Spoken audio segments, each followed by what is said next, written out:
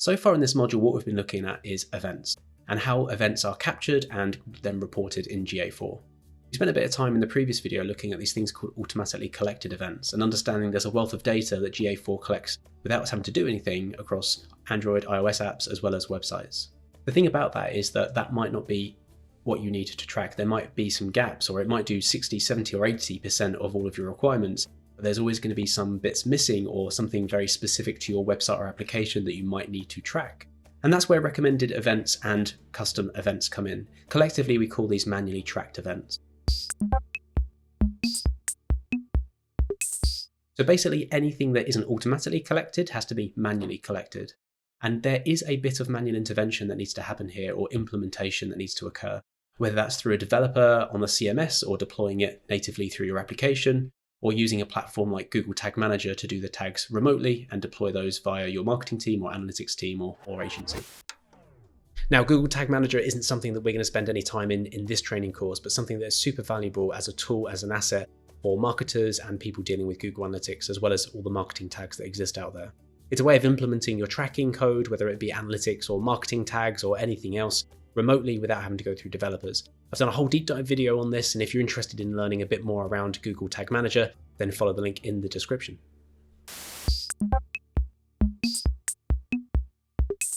Recommended events are a set of event names and parameters that Google recommends you to implement.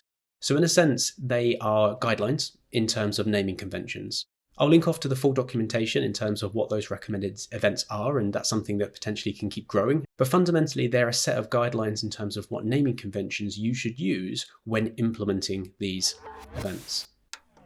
It is a recommended naming convention, a recommended taxonomy, but there's a reason why Google recommends to do this. And partly that's due to some of the functionality that GA4 has introduced and will be rolling out more over the coming months and years. So I've done a whole deep dive video in recommended events, not just on the events themselves, but why they're recommended and what features they unlock. So check out the link in the description and learn more.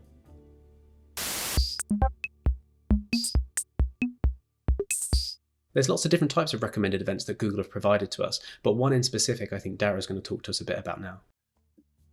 If you're an e-commerce business, it's really important that you follow the recommended naming conventions for your events. There's a couple of reasons for this. Firstly, revenue is going to get populated throughout the reports in GA4. But not only that, you're also going to have your additional e-commerce data that shows up in the e-commerce reports in GA4. So this is useful if you're a merchandiser and you want to look at product level data, or if you're trying to optimize your checkout and you want to look at how users are flowing through each step.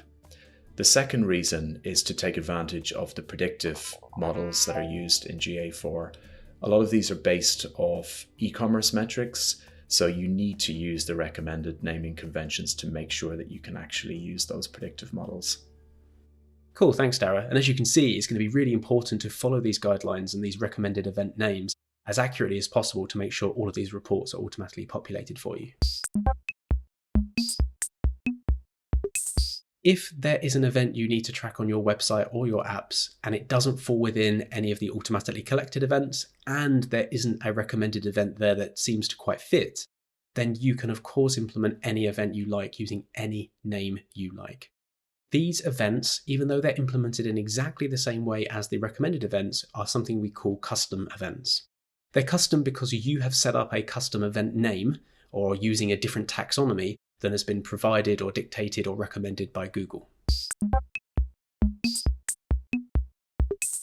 Every organization is going to have a different set of requirements, whether that's something that only occurs on your website or mobile applications, or even something industry specific. So what we can do now is we can start to familiarize ourselves when looking at our own events report, what type of events we are looking at. We can identify the recommended events from the custom events from the automatically collected events. And that can give us a bit of insight into what they're doing, how they work, and even if we need to change it or update it or add more in, it gives us a steer in terms of where to go. For example, now when we take a look at an events report, we can now determine which ones are automatically collected and which ones are manually tracked.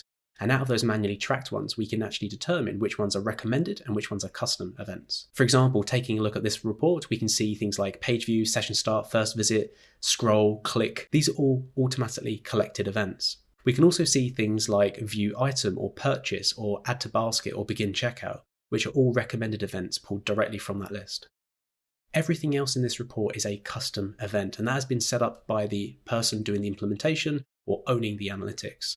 That will be different per organization and even per setup. So just to recap, there's two different types of manually tracked events. We've got our recommended events, which is following Google's guidelines in terms of naming conventions, and we've got our custom events, which is when we have to go and do our own naming conventions. Whichever way we implement tracking, whether it's automatically collected events, manually tracked events, whether it's custom or recommended, they all appear in the report in exactly the same way. That's it for this video. I hope you enjoyed watching, and I'll catch you in the next one.